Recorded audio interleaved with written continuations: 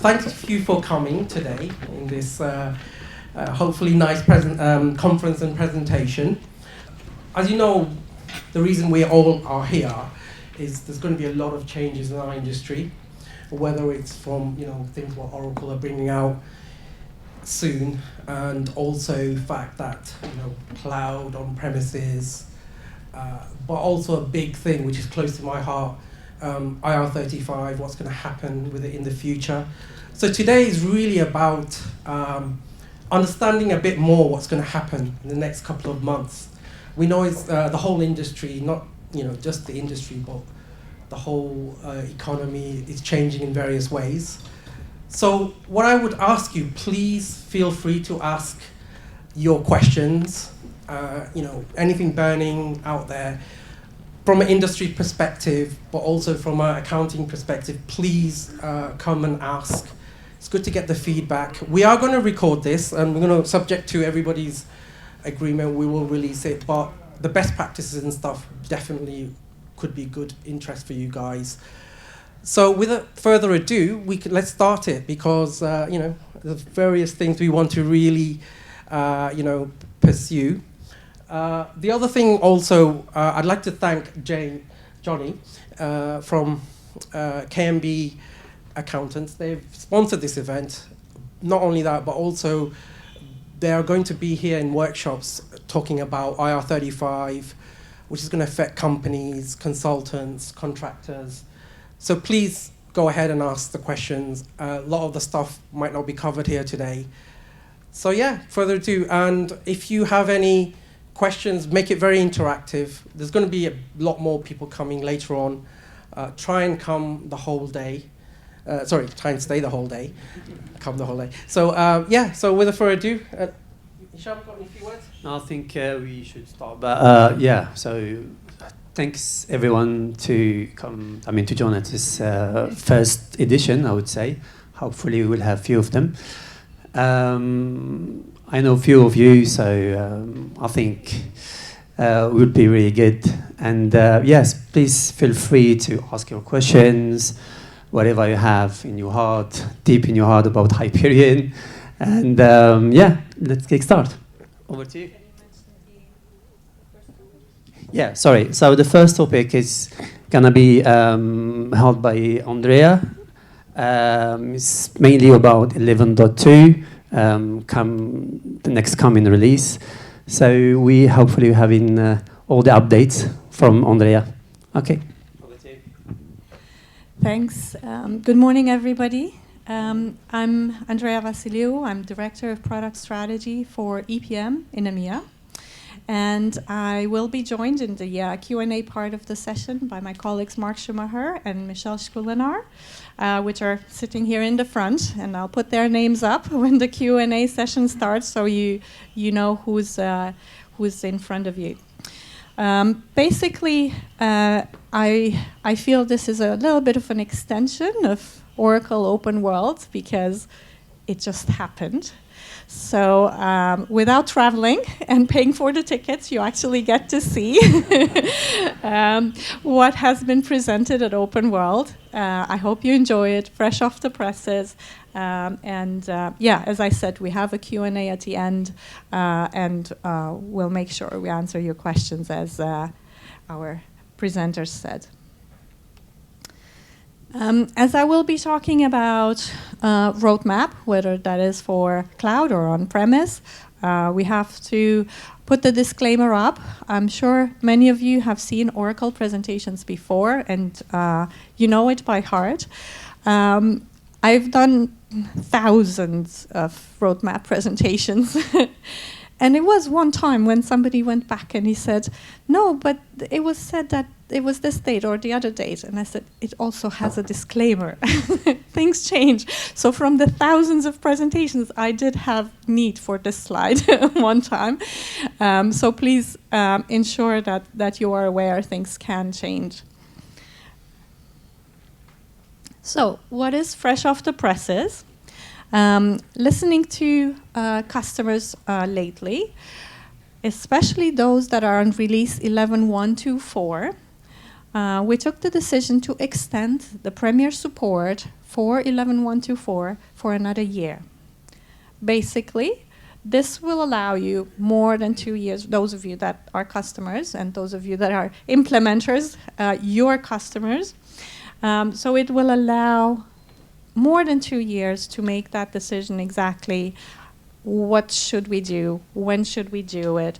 How much would it cost? And everything. So we want to give people enough time to make those decisions, as opposed to feel that maybe they want to close the books with one release and continue with another and so forth. This has been published, and you can find it on the Oracle website. You can find the support policies as well, and the details on that. And I think it's quite important. With the pace of development these days, it's really hard to keep up with all the releases and everything that's coming. So I think it's best practice, if I may go to the session in the afternoon, to actually bookmark the support sites and always look at the latest. We have published there in the past exact dates when the support will start, will end, grace period documentation, defect fixing policies, and everything are there. And those documents would support anybody that wants to put a budget together for a migration. So you have the extension there. Initially, we said between 2021 and 2020, it's extended support. We included that as Premier now. What does that mean? You will see the policies here. Extended support is an additional year that you could get, but it is a paid service, where Premier support comes with everything, and extended is just an option later on. So this, again, Premier support, you have the feedback there. So what is our on-premises strategy? And this is, as I said, as it was presented at Open World. First thing first, you might have heard about Applications Unlimited. Actually, how many of you have heard about Applications Unlimited? There's a few. Oh, there's quite a few. Great. So EPM definitely is part of that. And what does that mean? Well, you will see what it means in terms of dates. But what it means in terms of releases is we will have this 11.2 release that is really focusing on infrastructure that would help you last on this release a long time. So it will support operating systems and databases and so forth, which I will show you later on, that will allow you to continue for a while. But in terms of enhancements, these are really driven by customers. And I want to dig a little bit deeper on that. What does it mean? Typically, so the process we had before was anybody that wanted to open an enhancement, call support, open an SR, and they would put it in the list of enhancements. What we are doing now, actually, because we have the community of customers on the cloud, we have a new system, Customer Connect, where everybody can log in with their Oracle ID. And the interesting part about it is when you log an enhancement, it actually can be reviewed by other peers, and then you actually can find out, because it's a system where everybody can vote, and they can say, oh, I need this too, I need this too. And it helps people understand how many companies need this, and it helps our product managers understand that as well. And if you have more votes, you actually get a response. I think there is a certain threshold. So if you get more responses, more clicks or likes on your enhancement, then that prompts a response from the product manager as well. So that's a little change in how we deal with enhancements. And that's what it means. It's driven by customers. And especially for on-premises, the technology is there. There's not big changes happening as in comparison to the cloud. On cloud, that is a different level altogether.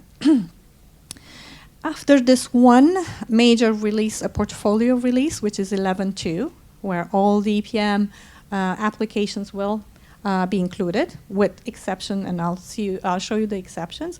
After that, each individual product will have their own release, so that we don't have to wait necessarily, the planning customers don't have to wait on the consolidation release or anything like that.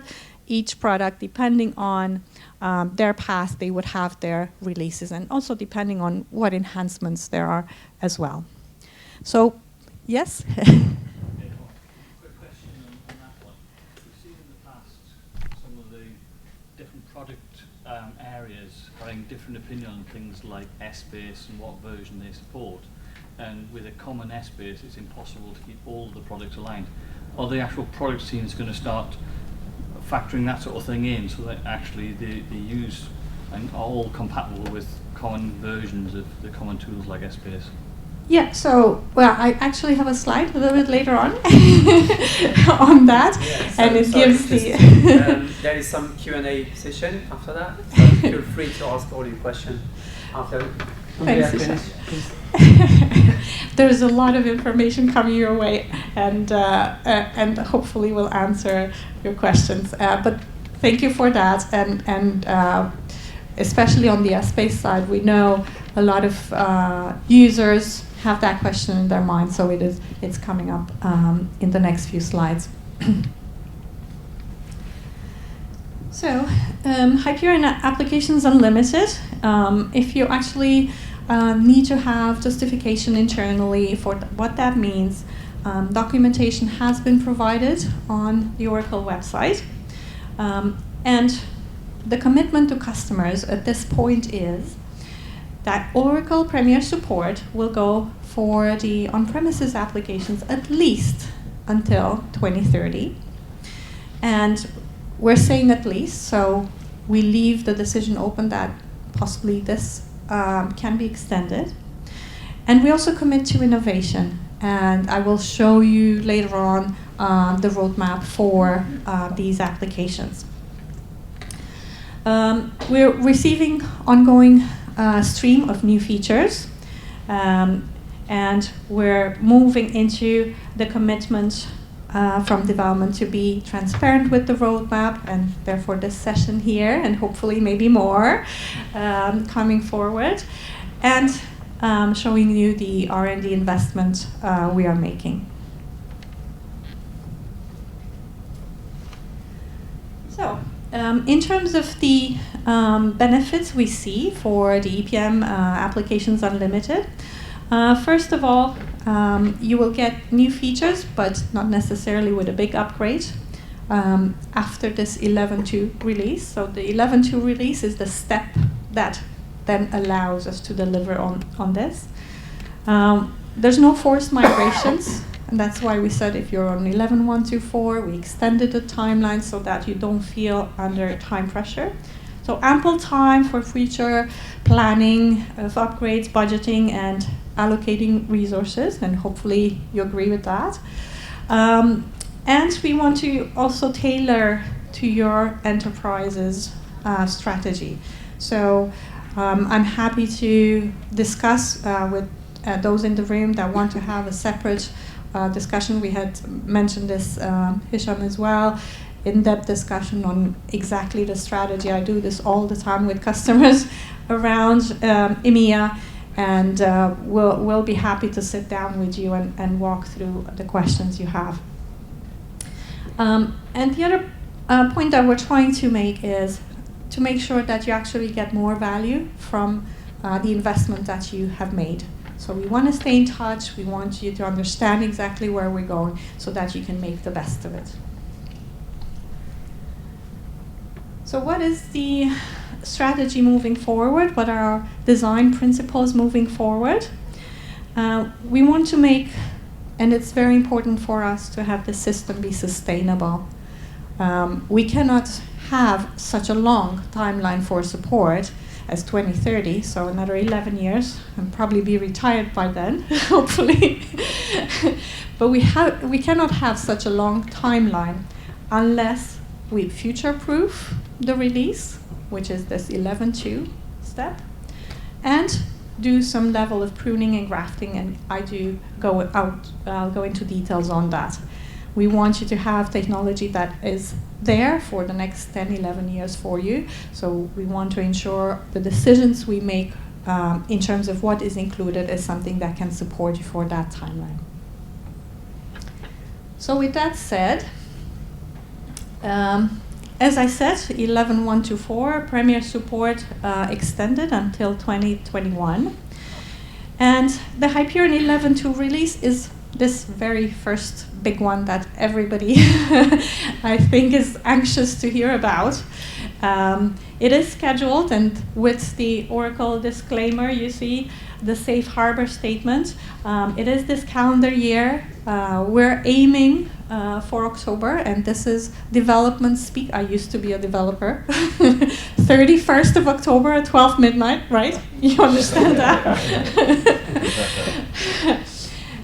It is uplift of a new version of Fusion middleware. This version, 12G, has been released for a while.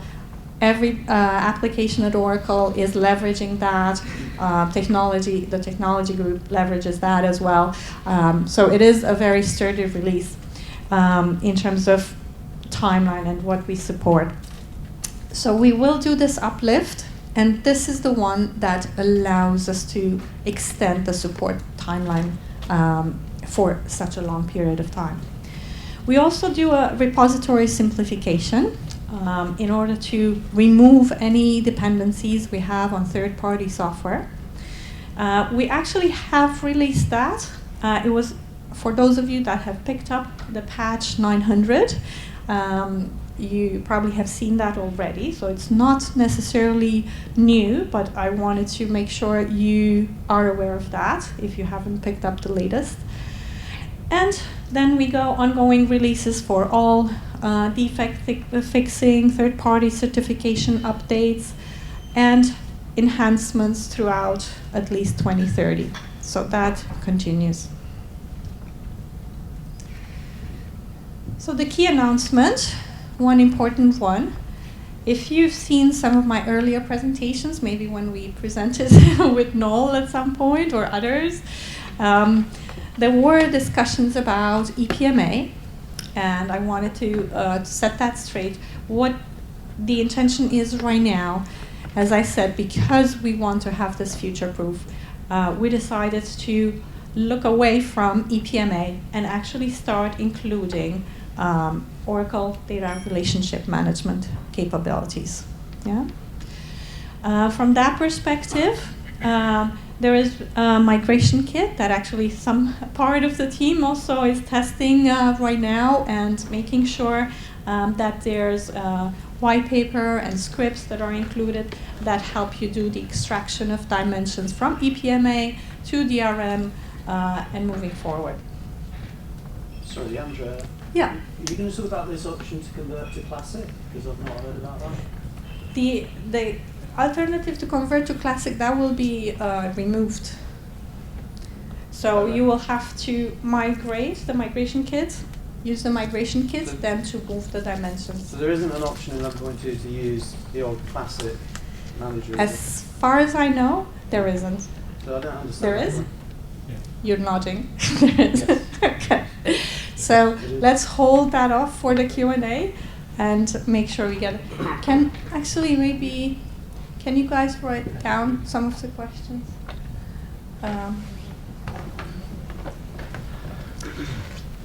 So for for DRM, exactly what is DRM? Does everybody know, have heard about DRM? Yeah, I see a few nods. Okay, great. So the focus is to look at app dimension definition, value inheritance, versioning, derived properties, custom validations, exports, custom exports, and comparing hierarchies, which are part of the capabilities of DRM. So for those of you that have used DRM before or own DRM, you know this is part of what it does. But let's look at the fine print, which is not so fine. It's actually big letters on the screen. So what is included in terms of, so you can connect that in terms of licenses and budgets or anything. So what we will include is data relationship management specifically for maintaining the Oracle Hyperion products. Data relationship steward, maximum 5 named users to administer, secure, and maintain the hierarchies. What's not included, and this is our view at this point, reads and feeds from any other applications, DRG, or data relationship governance, and the analytics. So what does that mean? Customers that already have DRM, obviously they can use it. They don't have to take this on. Customers that don't have it, they can still use the capabilities. Whether they had EPMA or not does not matter. So we are giving this, doesn't matter if the customer actually used EPMA before or not. Some customers did, some didn't, but everybody will get this. Yeah? It's part of the release. And just clarify also that there's no cost of it. Right, it's part of the support, and continue to use it. Yeah. You do have the option to expand to full use. So if, for example, you never use DRM, but you take on 11.2 and like the capabilities, you will have the option to go to full use if that's needed. And of course, at that point, you also have purchasing decision between which one actually do you need moving forward. We have released what we call Enterprise Data Management Cloud, and that is a cloud solution with similar capabilities as DRM.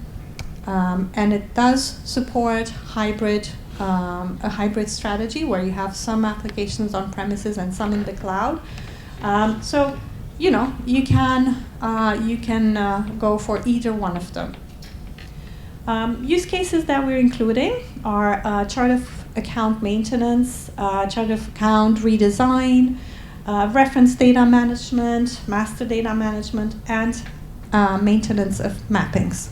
So these are specifically for EPM.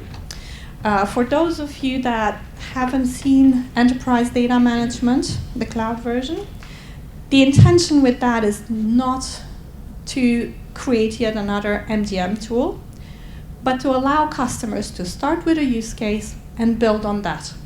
So you don't have to do a massive design. In certain cases, it could be a massive design. You just build on use case after use case. And I think for those of you in the room that are implementers, that's actually great because you do one project, then if it needs to expand, you do another, and it actually helps you with more projects moving forward.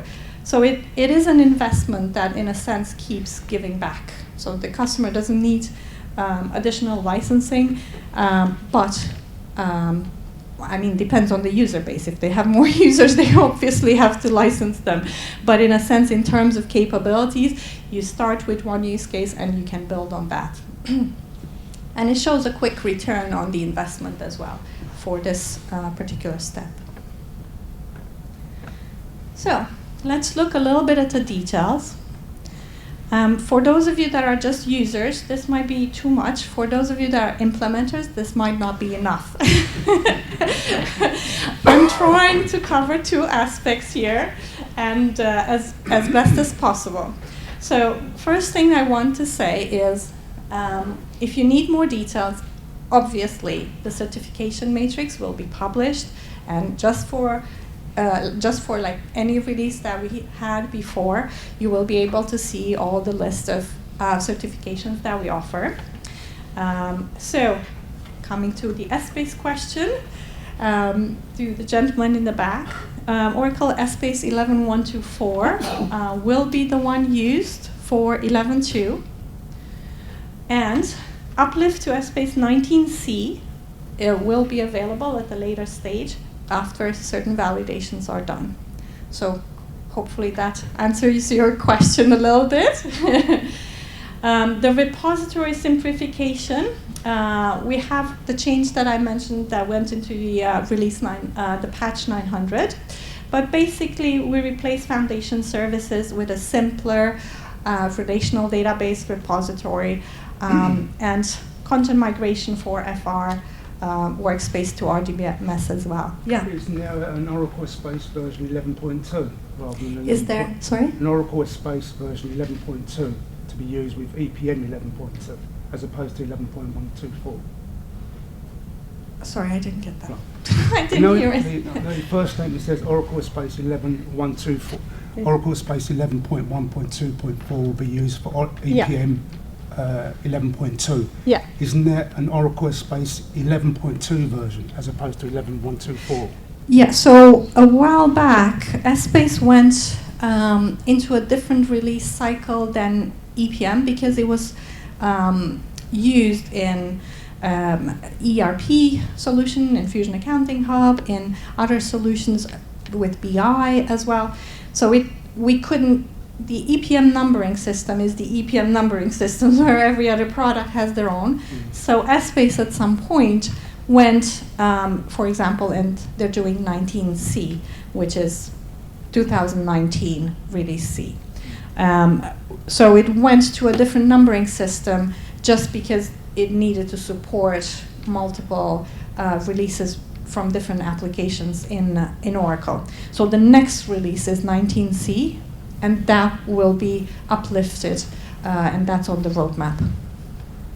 So 11.2, Space 11.2. So, yeah, so that would be instead of Space 11.2. Yeah, we go straight to 19C. Yeah, so because it's used in other applications, they couldn't name it 11.2 as well. It just needs to cross-reference. We also looked at third-party certifications, so operating systems, Windows, Linux and AIX will be in subsequent patches. RDBMS versions, Oracle, SQL Server, JDK, and just to note, obviously the list of certifications that we provide will be a lot longer. We just had the highest requests for these ones. If they don't match what you need, don't panic. This is not the complete list. Yeah, and as I said, that will be published when we release, when we ensure that everything has been tested and it is certified. So I can see that this is the latest releases that are Exactly. Yeah. The other thing, no more Flash in. Yeah, I see a little whisper here in Calc Manager. Glad I can make some people happy this morning. And one of the most important steps here, it is a technical upgrade. So we expressly tried not to put new features in 11.2. Because we wanted to make sure you are on a good foundation that can carry you for the next 11 years. And then we'll add features so that you have a way to in a sense, mitigate the risk, if I can say that. But it is an out-of-place migration. And for the technical folks in the room, you know well, so cover your ears now if you need to. But what happens from a customer's perspective, an out-of-place install means customers would need to have the hardware for this second environment in a sense. And it depends on which release they are on. If they're on a really old release, 9.3, for example, or yeah, I've met a few.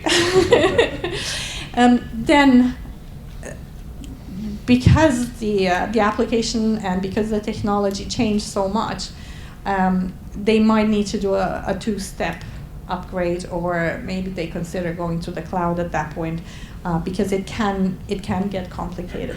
Yeah, so sorry, on that point, I think a lot of people also interested in specifically the migration part, because it's, if you go to 11.2, Yeah. if you are on really old version, I can confirm 9.3, I've yes. seen the 9.3.1 actually, Yeah. which is really old one. Yeah. So that can be tricky, so it'd be really definitely interesting to have that path, upgrade path. Yeah, so I think it's on the next slide, but for the automated, and I'll get the details what I mean about the automated step, we're coming from 11.1.2.4. Yeah. If customers are on an older release, they would have to get to 11.1.2.4.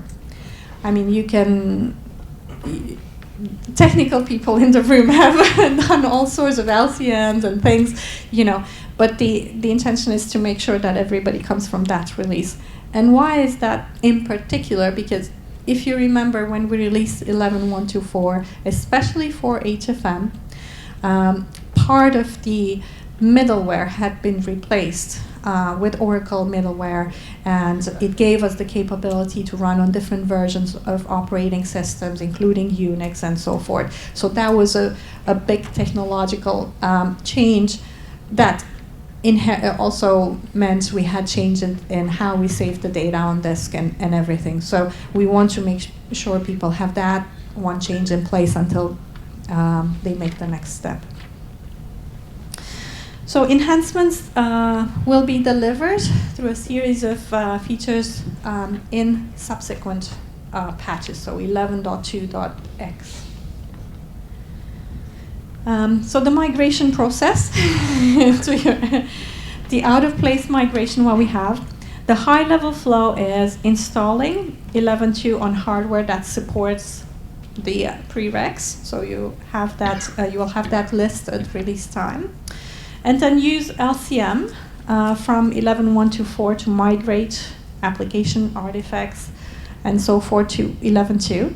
LCM, many of you, I'm sure you're very familiar with that, because the process was very similar in previous releases, so that's not a big change. Please note, LCM from 11.1.2.4 is supported, yeah? So this is what I just mentioned earlier. Bless you. So, in terms of moving forward, there's a few features that will be merged or discontinued, and I wanted you to have a list. These are all links that show you documentation and describe the details of it.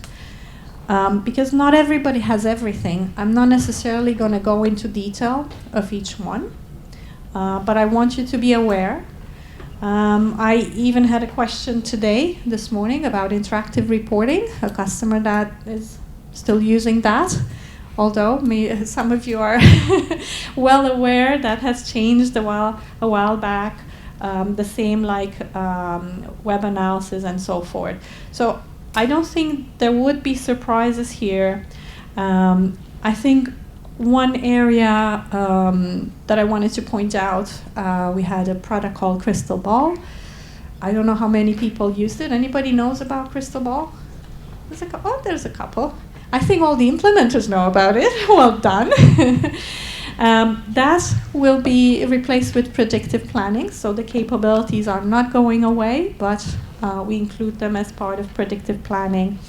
The simplified user interface there, and strategic finance capabilities will be included, as well as long-range planning. So those are the areas. EPMA, we talked about. Disclosure management, you probably have seen the documentation on that, and as well for the mobile. So some of this was published already. I just wanted you to have a full list and understand the impact on your upgrade. What else is planned? So after we have the 11.2 release, which is the move to the new middleware, we have planned features that are already on the roadmap from previous enhancements requests that we've seen. For Hyperion Financial Management in particular, I think the one that has quite a bit of interest is automated consolidations. And don't panic, for those of you that are implementers, don't panic. It is a configurable capability, so we don't automatically consolidate or do anything to the system unless you configure it that way. So you, in a sense, some companies, for example, I don't know if I can say the company name. I had a discussion with a company and they said, we actually have a person coming at 6 o'clock when we have the close of the quarter. They're coming at 6 to do the consolidations, to make sure everything is correct. And at 9 o'clock, everybody has the information ready. This is to help that person's life, basically. and help them have a normal working day. We also have the native metadata editor coming up. You probably have seen some. On the automated consolidation, is it similar to the one offered in FCCS? Yeah, right, that's the intention, to have similarities. And in general, we're trying to ensure that we provide some capabilities that are already in the cloud to on-premises as well. And you can see that, for example, Hyperion planning the smart push, dimension editor coming up, extended attributes, valid intersections was in PBCS for a while now. So for those of you interested actually in what these mean, you can look at the videos and things on PBCS or FCCS in a sense, and you will see what that looks like. In terms of EPM infrastructure, we will continue to add more certifications, and that's why I said don't panic if I didn't have them on the list. The extensive list will be published, and if you don't see what you want there, please open an ER. Because we want to make sure that we have the certifications required for you.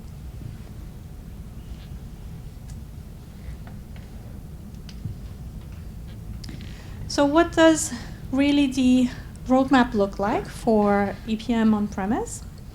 The current releases are here. And for those of you, you've seen, probably you've gone through changes on FTME side. You've gone through maybe changes on Smart View and so forth. So the next step, 11.2, first thing is the technology upgrade. Second step, our capability. So that's why I put down 11.2.x. Hyperion planning, as you've seen on the previous slide, with the smart push, the valid intersection, and the extended attribute support. Hyperion financial management with the automatic consolidations, enhanced insight, archiving, native metadata, profitability and cost management moving forward with custom calcs, and also a POV copy support for the larger outlines. Tax provisioning, having the tax automation trace included, where source is ICP. And also looking at enhanced deferred tax classification logic. And we actually have the expert right here, our tax expert PM, if you have more questions on that. Financial reporting, FR, will have multi-report editing via the new Web Studio. Some of you might have seen that already. And we are replacing the RNA repository, so that should be also a key point if you are using that. And book and batch to output to MS Office. And Smart View, the awaited Office 365 support. As you probably know, for a while Microsoft did not allow companies to do add-ins for their cloud solution. So part of the Office 365, they had on-premises Office, I can't remember what year, 2016 or something, which was on-premise. And our Smart View and everything was still running. At some point, they released the web version of that, but it was a first release. They didn't support add-ins. Now they do support add-ins. Now we can provide Smart View then supporting Office 365 truly in the cloud. And Apple Mac, therefore. What are we looking for the future? Now, as I said before, this really matters on your feedback here really matters. We have a few things. So this middle column means things that are really already in development. We're working on them. the future stuff, you have a big impact. Let us know, please let us know what you need, what don't you need. Maybe you don't need what's on that list. Please provide the feedback. It's very important. It's really, and that's why, you know, I'm part of events like these to share this information, and we can discuss separately as well. I'm happy to listen to your feedback on that. So can we start voting on this? You can start voting, use Customer Connect, and definitely, yes, that's what the platform is for. And I think it's nice because it supports the idea of community that Hisham and Tim are trying to achieve. It's nice to see that. So by all means, thank you for the idea. So that was the first part of the presentation, and as I see customers being at the crossroad right now, trying to decide, is it 11.2 or cloud, what do? We had discussed with Tim and Hisham to give you the overall view so that it gives all the details for any decision that you need to make. So this is the second part, looking at what is in the cloud today.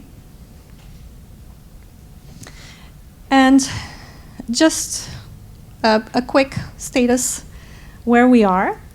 The applications on premises that you all know, that we described in 11.2, they have now an equivalent in the cloud. For planning, for example, the equivalent could be very much what you know on premise, possibly not exactly what you have on premise, because obviously we had to adapt to the cloud and there's a few new capabilities, but it is very close. So for anybody that understands Hyperion planning, dimensionality, and so forth, would easily understand what is happening with the cloud solution. We have built on top of the actual planning platform also the consolidation tool.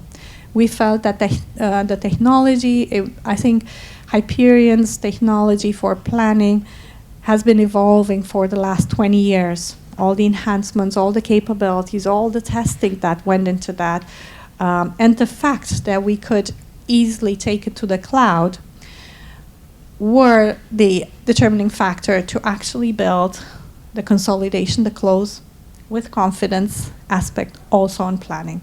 So what we have done, it is a change. So on the consolidation side, it is a change. And many times we see actually when we have consultants in a room, there's one person that understands HFM surrounded by a few planners. But that is exactly because in some sense, Hyperion financial management experts didn't really, unless they pushed reports into Essbase, they weren't exposed as much to Essbase, where now it's that platform that we have. So in a sense, it's not a new platform, but it is a different way of thinking. And next, obviously, we looked at analytics, and we have best practices built in as much as we learned from the experience we had in the last 20 years. But what we also did, we have a new tool that does not exist on premises, which is narrative reporting. And it's actually interesting because every time I talk to a customer, that's the one that they understand quite quickly. So if I would be a customer trying to figure out how to go about cloud in EPM, I would probably look at narrative reporting, because basically what it does, everybody has a way to crunch the numbers and report on them. But how do you write the specific documents? How clearly have you included all the details from all the people that have to contribute to the document, especially the narrative? Is it auditable? Is it something that you can actually analyze? Has it been signed off? So if you think of an annual report that carries a lot of weight once it is published, it could impact shareholders' perception of a company, share prices, and so forth. how do you track that? And for many organizations, that is quite a dilemma. And so what we have done for EPM, because it's that management layer that does also the reporting, we said, let's provide narrative reporting. The idea is not another BI tool. It works with whatever you have. If you have a template for a specific document, it can pick that up. It ties into the EPM sources and other sources that you might need to have, but it doesn't necessarily duplicate the data. So if you want to get the latest, it has that link to the source, and you bring the latest information into whatever document you need. If you want to save a subset of that, it does have a small, as we talked, S-Space, it does have a small S-Space engine underneath it, and you can have that subset of the data saved there for additional analysis and reporting. But the intention is to help with the collaboration, to help with automating the system, and later on, to help with including AI. So this is an interesting one because it's a simple idea, but it has a big impact. Think of a time when customers are saving several documents, let's say annual reports or quarterly reports that they have. They do them through narrative reporting. They save them in the cloud. Well, so easily, you can do a search, right? If you had, right now, all the documents in one place, anybody could do a search. And you could find, how did we justify in 2012 this variance? And you could easily find it. Now, the way companies are organized, it's very difficult to find why did we make that decision in 2012 and who signed for it, and I see a few smiles. Where easily, just by having the documents in one place, you can easily do a search and do that. Not only that, the next step for adding intelligence is the software can actually recommend. So looking at previous decisions, let's say you had a few years ago another variance of 5% on whatever product revenue. How did you justify that? And the software can generate the text for you, which is a very big step forward. So a lot of companies see that, well, it's consistent with what I've decided before. It helps me keep track of who made the decisions. So it's a simple change. It's not, as complicated as any of our financial engines that we have, but it has a big impact for customers. So narrative with the search and going into intelligence, that's one of them. And right at the top, we have the enterprise data management capabilities, which I mentioned before. As many of you were familiar with DRM, that is the one that we're targeting there. So we have all the solutions. Narrative is new. What does all this in the middle mean? What does finance, IT, marketing, sales all have in common? So let me take you a little bit on memory lane.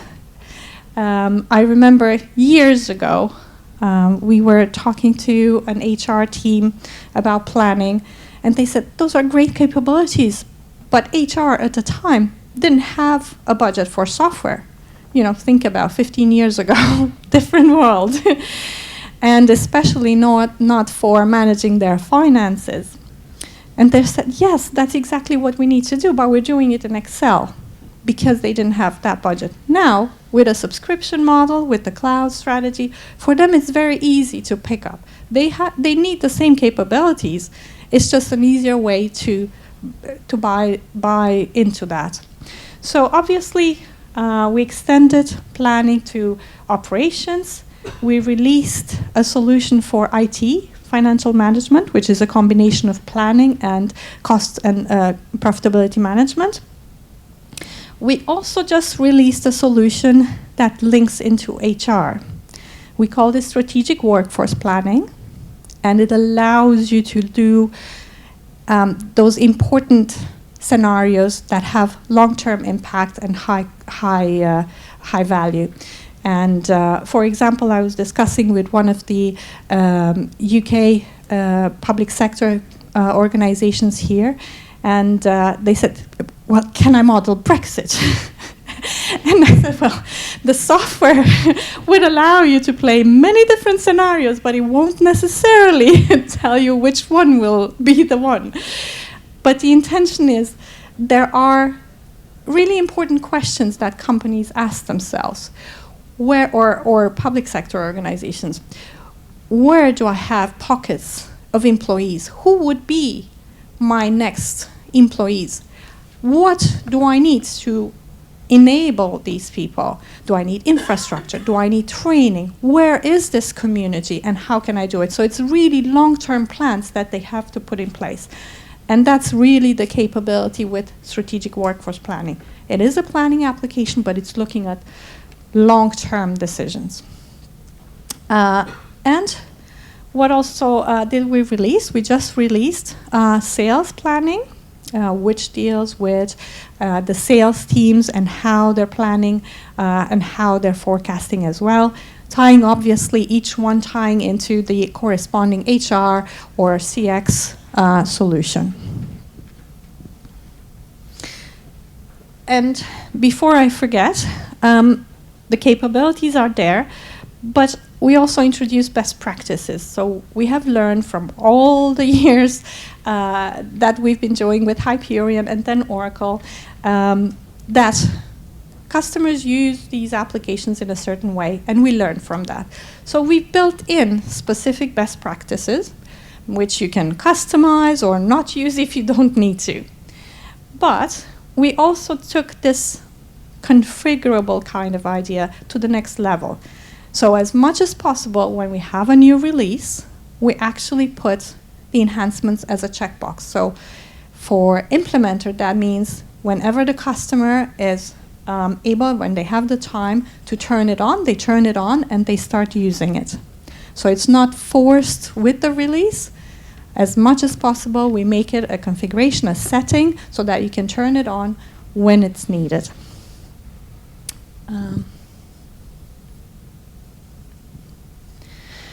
What else did we do? And this is as an announcement. Now that everybody learned all the acronyms, we said, let's actually make it easier. And what we have seen over the past 5 years was the fact that customers have actually taken on initially planning, because that PBCS was released first about 5 years ago.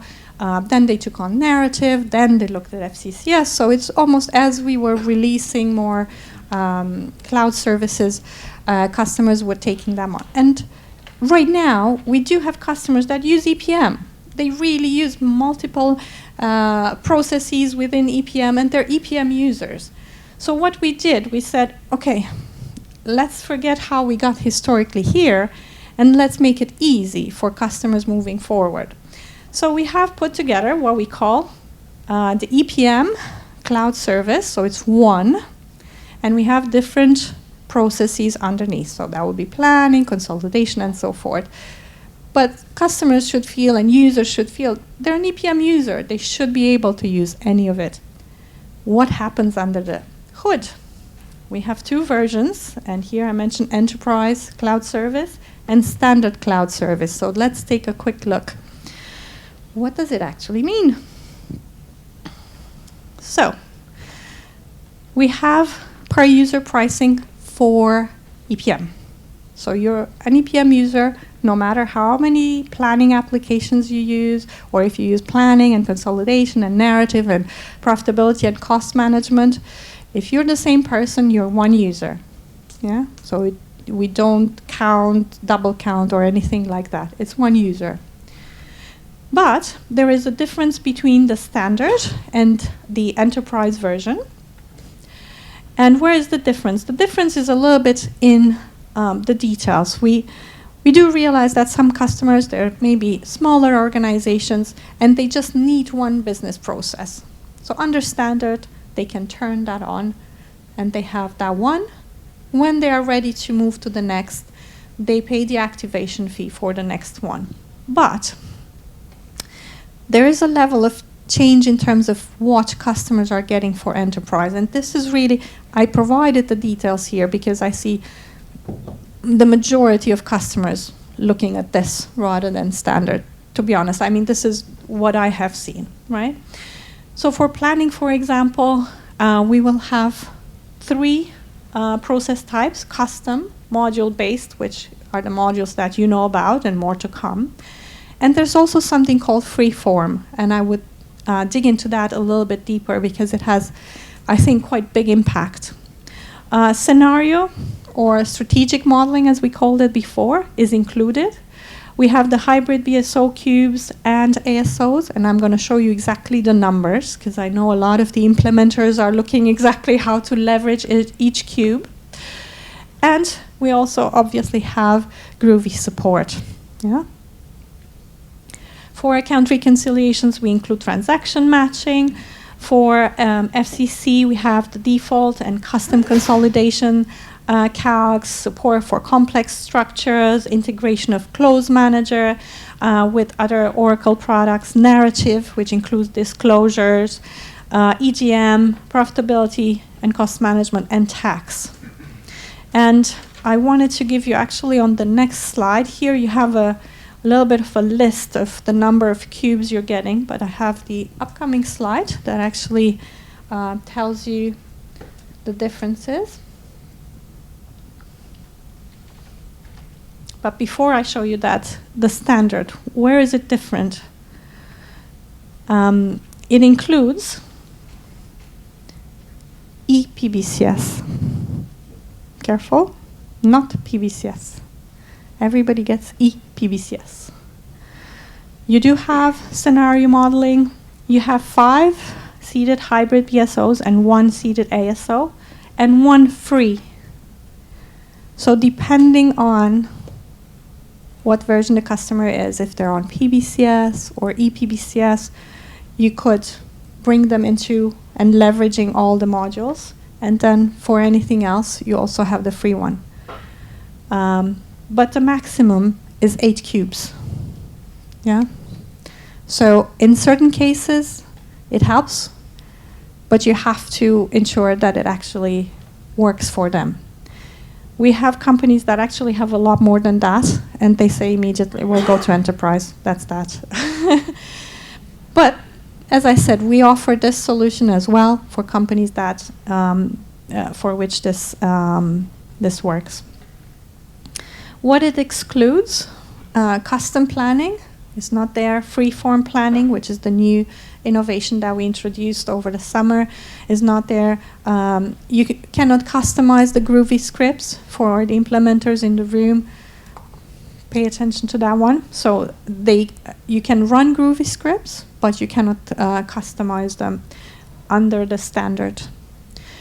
And it doesn't have intelligence process automation and the innovation we're putting with AI with the intelligent performance management.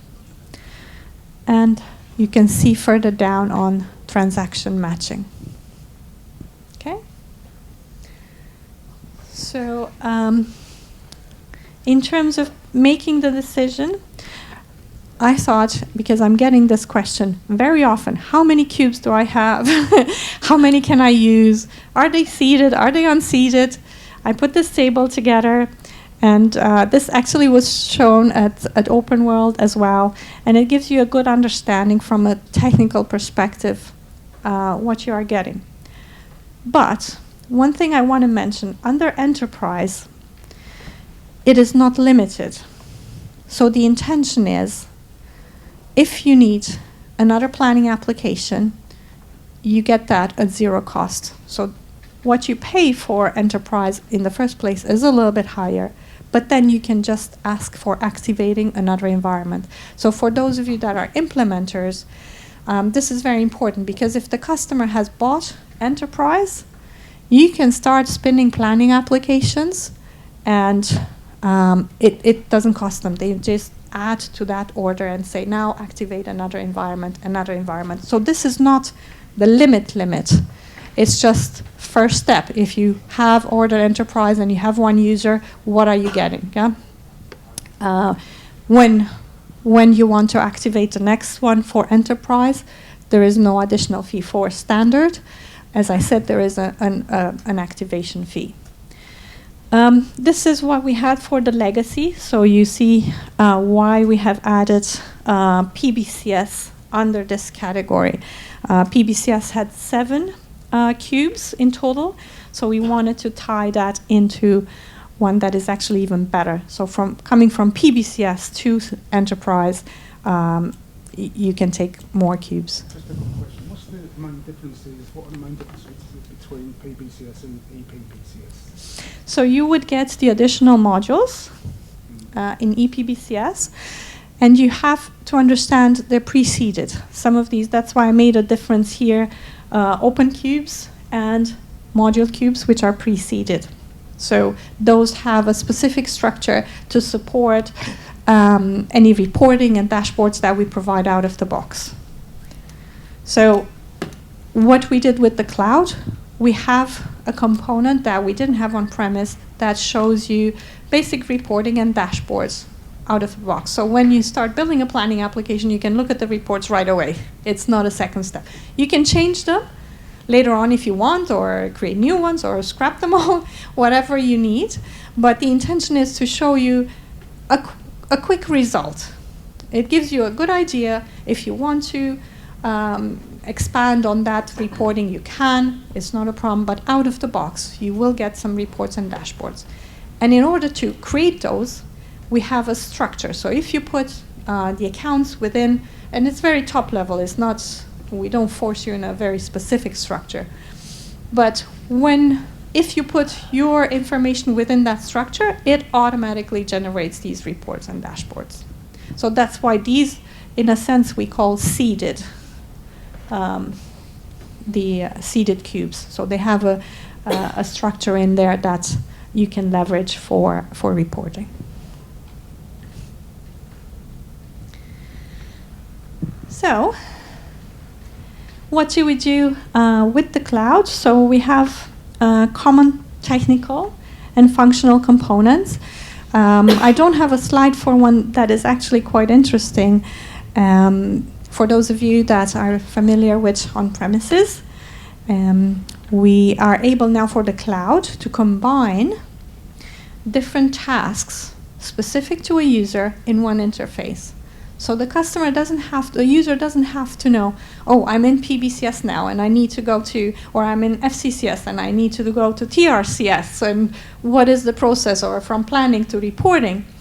It's actually a card within their interface, and they can continue their work without logging into another environment, without understanding what's the URL for that, or without understanding all the acronyms that I showed you crossed off. And this we introduced already earlier in the year, and it's very welcome because it ties into what the individual has to do. So if the individual has to use multiple services, they can within that same interface, and it's streamlined. So exactly. Thank you, Noel. Because exactly we wanted to ensure that we have that capability coming through. We thought that was very welcomed by users. And does it mean that with enterprise, you can use anything? I mean, you can use anything, if I yeah. pay some amount for enterprise, I can use FCCS, TS, Yeah. whatever. Yeah, and the idea is you have to tell us, though, what you need us to put up, because it's the hardware behind it, and we need to stand it up, obviously. But it's a zero cost for enterprise. So sorry, just going back on that, you said so planning you could add more applications. Yep. And then, but then if we tell you that, we need to tell you that so you can go So that we stand up the environment for you. Yeah. I was going to say performance could be a bit, you have more applications. Yeah, depends how it's set up. Yeah. But that's why for There's a 50 gig data limit, so you need to manage your data. 150. Yeah. Is it like you get multiple applications created in the same pod, or when you need multiple applications, you just ask for another environment? You can ask for another. Yeah. Okay. So that's why I showed you the comparison with the cubes. If you need more, you ask for more under enterprise. Well, you can ask in both enterprise and standard, but in enterprise, it's a zero cost for standard, it's I think 2,500 per month. Yes. So it's not per user, it's just like a standard fee. Yeah. What else is coming? Well, you probably have noticed my new presentation that didn't have so much red in it. And this is not just a change in a template for the presentation. This actually will come to a home near you. There will be a more updated version of the UI introduced. And the intention is to have it slick, simple, usable, performant. And of course, this is a change that will come to all the Oracle applications, not just to EPM. And you see the intention of how we want to progress. What else we look at? As you can see, the interface is it's quite interesting. It has a lot of information. For those like me that start using some of this, it gets complicated, the small print, but you can see that there's quite a lot of information you can pack. So the idea is to make it relevant for whoever the user is, and interactive, of course, with the drill downs and everything that you have seen already. And also with AI. So we will start showing graphs with predictions and the actual data, and allow you to run those questions. So we're redesigning the web grids. First of all, I know everybody wants these faster, so we always have. Performance is always on the list of, on our releases, performance is always there. And people sometimes ask, well, didn't you do a performance update? We always do. There's more systems, more data, and we just decided we always look at performance. And actually, that's why I have my colleague Mark here to talk to you about the ISP program and how you can use that and understand that a little bit better. We'll have obviously a new design with a lot more usability updates. On-grid supporting detail, action menus. Again, this probably very welcomed by implementers. New toolbars and side panels, smart view, ad hoc, and so forth. And we also look at grids with 100,000 cells, which, you know, loading under 5 seconds. That's the aim. No pressure, Mark. But the intention is obviously to always push the limit. We know customers have more data. We know customers always want to put more in it. So we're all the time adding this to our releases. We also have a new dashboarding designer, and you see drag and drop cubes, search for members and data, recommendations for which chart type to use, infolets, and some of you might have seen demos related to how we're using infolets, or even new chatbots. And we're adding the waterfall. Some of you that had the request from on-premise, we are actually adding it to the cloud, and you will be able to see it in the cloud first. What are the user interface updates? First step. So this is the first step, and then we will add more of the Redwood theme, which is the one that I have already in the template. And you can see how the different cards actually allow you to drill down. So we introduced the business processes like the workspace, and now we add more visualization to it. So you have the springboard page, the new cards and the clusters, new icons adoption, and so forth. The business process workbench is another change to the UI.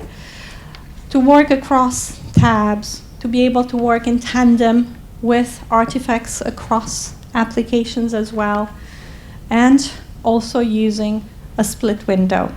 So hopefully this will help a lot of the planners look at different applications and compare and report of them. Hybrid BSO support both BSO and ASO capabilities, and the intention is to reduce the database and application side, improving the cube refresh performance, and actually we've done quite a lot of work compared to what is on premises and in the cloud, because for those of you that have taken on a cloud solution, you know there is a maintenance window of 1 hour, which you define whenever you need to, but it's 1 hour. In that 1 hour, we need to back up space, we need to do refresh, anything has to happen in that 1 hour. So obviously a lot of things have been improved, but we continue to do that, improving the cube refresh performance, reducing the time for data export and import, and so forth. And that ultimately ties into the daily maintenance window that we have. These are some examples of how each kind of change impacts performance for your reference.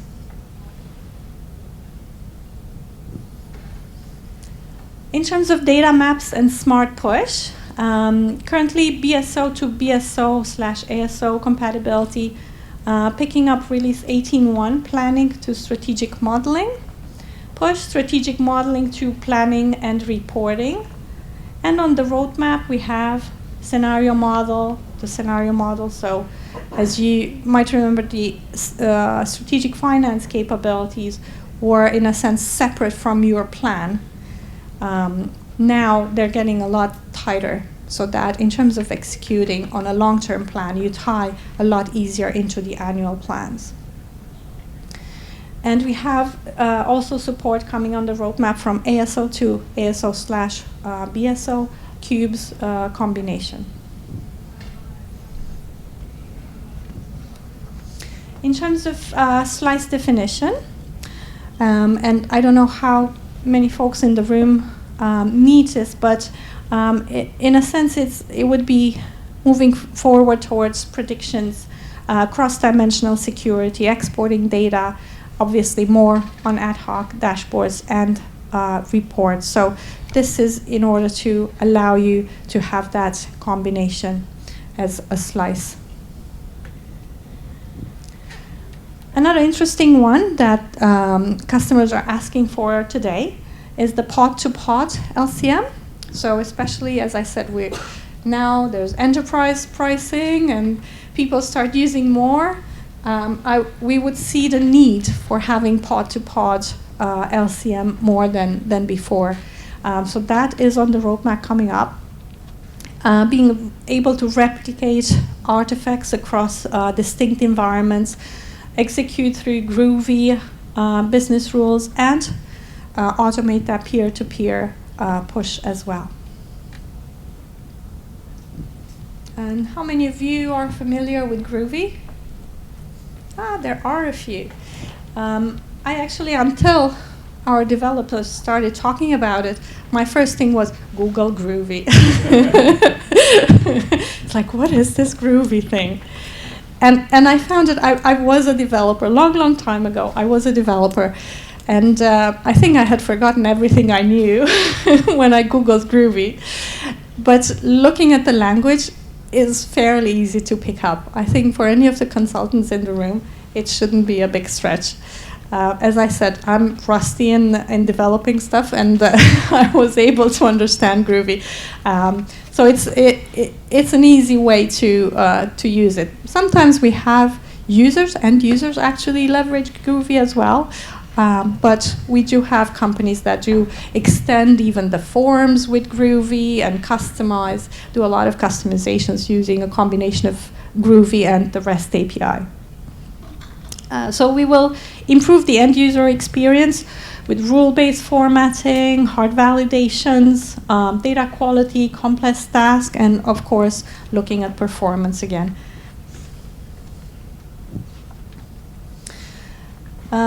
In terms of the REST API, as I said, we do have quite a few customers that started now leveraging this.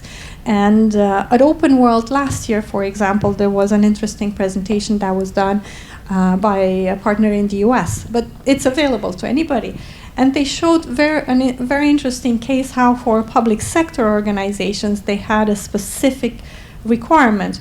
And I found that in the UK as well, for example, some public sector organizations need to understand when they have their budgets, how much did they consume from that budget, and exactly what happened. So they need to drill down from planning into the ERP system.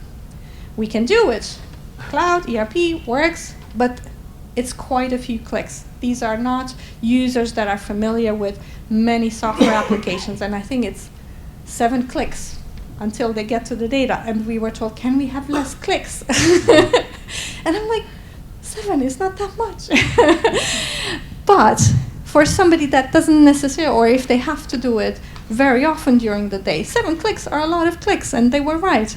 And with a combination of Groovy and REST API, we were able to bring that information into the form, into the planning form, and show them no clicks.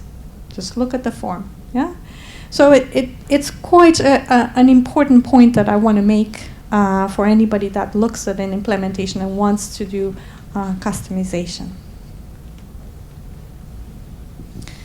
The other one that I think has a lot of impact how we move forward is free-form planning. You probably, for those of you that watch the BI space and OAC, you probably have seen that there's innovation in S-Space. And basically what S-Space does, it looks at an Excel file and builds an app directly. It builds based on the data that it sees. It creates the different dimensions, set them smart, dense, as needed, and you have what you need in a few minutes automatically. So what we have done, we have picked that up in planning, and basically you would have the cube definition done. Of course, you can change it, or you can, take another view at it, but any sort of Excel file that customers are using out there can be leveraged now and built into applications. And this is another reason why we did the enterprise pricing, because we said, well, if people can so easily build more planning applications, and I think that's where implementers in the room will be busy, is they can actually build these applications easily, just bring that Excel file and have the application built. And this is actually why a lot of companies also go for the enterprise version. So this wouldn't be available in standard.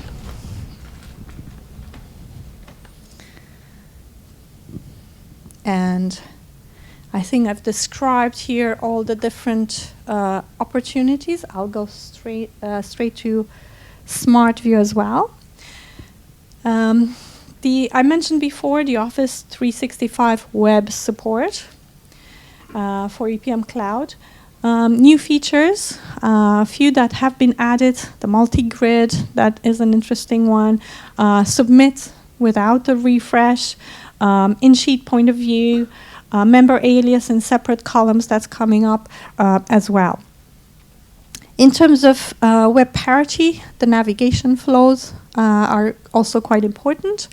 Dashboards, charts, and members on the fly. In terms of flex forms, this is really a combination of forms and ad hoc. Some companies don't use ad hoc at all, so might not apply. But the intention is to focus on the unprotected rows on sheets, running Groovy, and use Excel type features in rows and axis dimensions. And this could be something interesting for, as I said, for those of you that want to take it on. Coming towards kind of the reporting side of things, apologies for the misplacement of the highlight. So management reporting is included in narrative reporting now. in terms of artifact security point of view. Financial reporting continues to be available, so I just wanted to make sure, because there were some discussions, is FR being put to bed or anything? No, it continues to be available at this point. We also continue to look at how much easier we can do the drag and drop for designing and editing forms. And we also want to provide, and apologies again for this, an easy migration from FR to the new reports. And there are some migration tools that we have posted that you can leverage from the marketplace. Do you know if the FR desktop will be available? Sorry? The FR desktop version and the web version will both be available? Mark, do you know? Only web. So let's take that offline and I'll double check for you.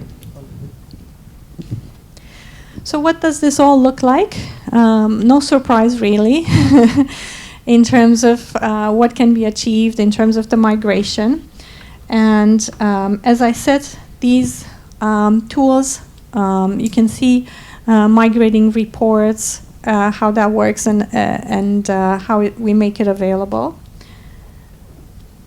And in terms of the automated prediction, so also on the reporting side, you see we have added an area that deals with predictions. And why did we do that? Sometimes customers tell me, when I do a plan, I'm not 100% sure this will happen. So that number that I have carries a risk factor. And the risk factor could be 80% or it could be 5%, but it does make a big difference to how they look at the report. So in terms of predictions, that gives them a little bit better understanding in terms of how they deviated maybe from the predictions.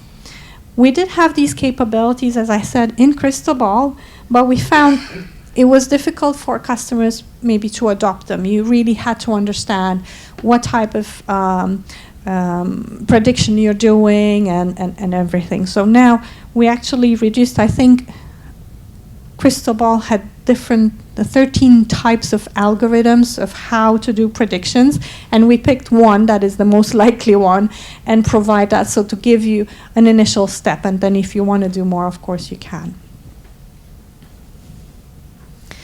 What else we are doing, and coming to kind of the latest slides here, we have the EPM Task Manager. So for those of you that have seen FCCS before, you know, we had the close manager. Now, planners said, well, why don't we have that? And we said, of course you can have it. We close it, we call it now Task Manager, and it's a common task manager across EPM, so planning and close domains are covered. And it is a unified kind of interface for scheduling, dependencies, repetition, notifications. So as you've known from FCCS, now available for planners. And where are we in terms of the platform? Because I know some of you are on the infrastructure side. I've just put this down. One of the questions I'm getting at times are around sandboxing and attributes. So I've put this up for your reference. I'm not going to go through each line item, but the slides will be available for you, so you can always go back to this information. And what do we have on the HFM side? Because how do we look at HFM and cloud a little bit? And this is a slide that I built from my own experience. I hope the dates are correct.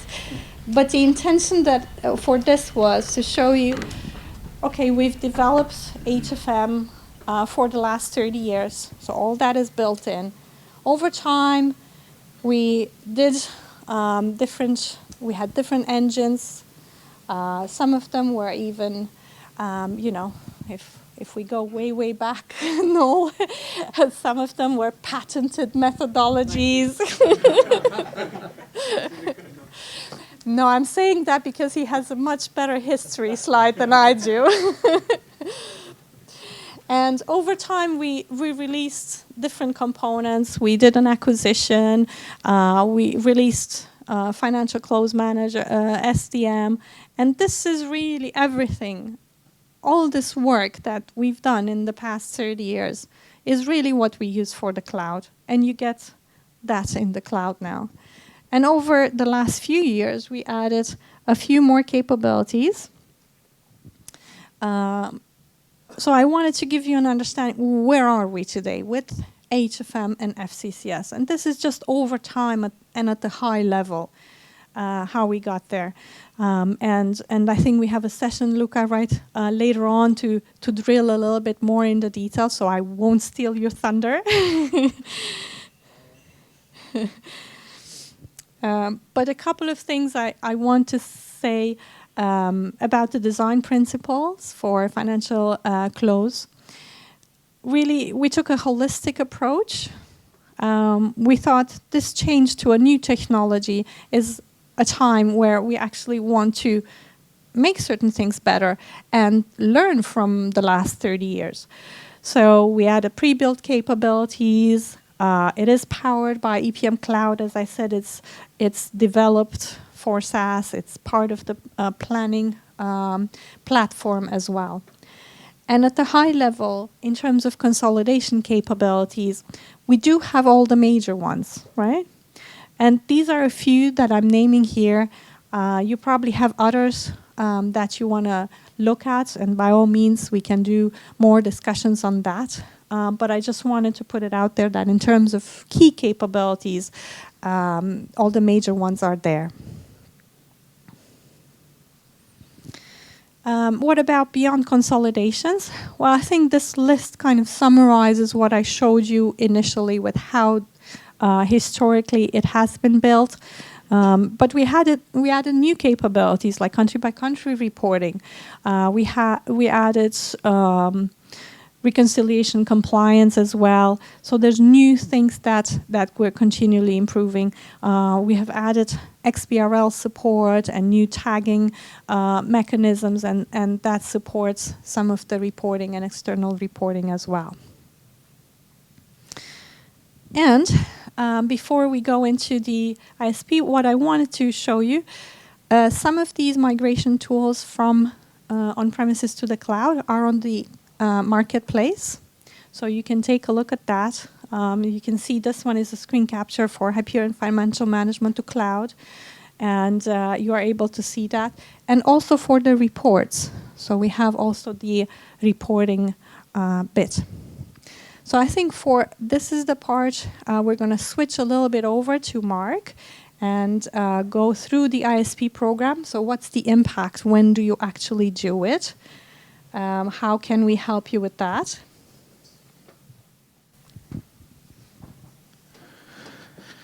Who has actually heard about the ISP program we have? Just one? Hey, okay, 2, 3, okay. So we introduced the ISP or Implementation Success Program so that we, from a development perspective, can help you implementing at customers. We obviously cannot take all the customers, but you can always ask if we can support you.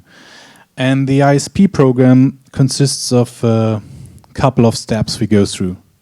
So initially, we have a kickoff meeting where we present what we're going to do as part of the ISP with you and the customer to get a joint decision if the customer wants us to help, work with them, or if they want to go on their own. The second step is the design document review. So we expect that the customer or the partner will put together a design document about what the implementation should look like. And based on that, we give you feedback about what we think. Is it a good way to implement that? What we suggest changes to get like better performance or use the solution in a better way. While you go through the building of the application, And once you've finished that, there is a step where we do performance validation. So at that point, you give us a couple of use cases, you give us the application. We will set that up in an Oracle data center, so a similar way we always provide the production environments and run the use cases using the EPM Automate replay feature. Has everyone heard about that? Also just a few. Okay, so what the EPM Automate replay feature can do for you and for your customers is you record a couple of use cases, and there is like standards like the HAR file. So there's a tool that can basically record all the steps you do through the browser. It saves it in a file, and we can replay that file. So this is one, we can use that for any kind of performance validation. This can be done by us, this can be done by yourselves, and it can also be used for validation of new monthly releases we provide. If we figure out like any issues during the performance validation process, we will work with you to get to the bottom of those and make sure that the application works in a good manner. Last thing, before you go to the production, we give you quite a few updates again about how do we maintain the application. Most of the time, people know that stuff already at that time, but we want to make sure that you understand, so how do we supply updates, when do we supply updates, what is the automated maintenance window, and all these kind of things.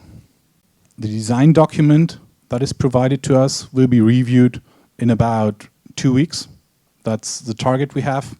Maybe a little bit faster, maybe like a few more days, but it also depends on the amount of information that is presented, as well as in the complexity of the application.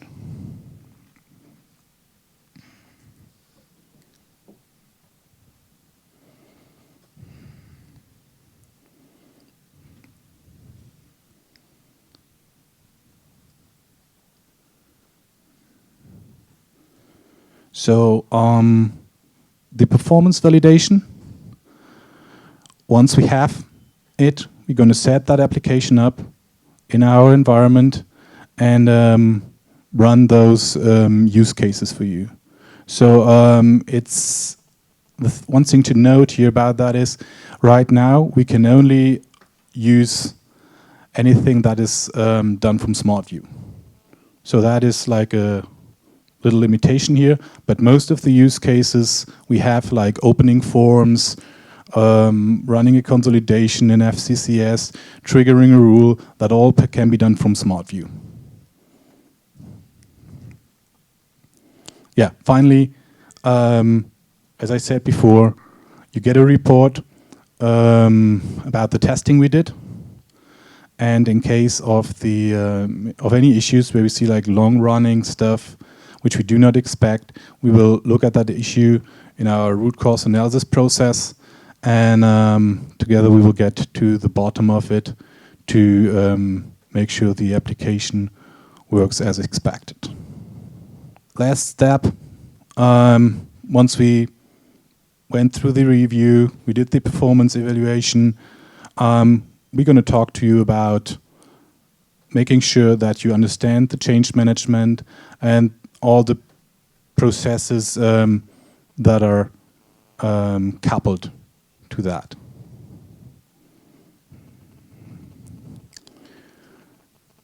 So the way you get your customers to work with that on the ISP is the salesperson that work with the customer and is responsible for that customer will get to us, talk to development, and we will make a decision if we have the ability to take that customer and work with them through the ISP program.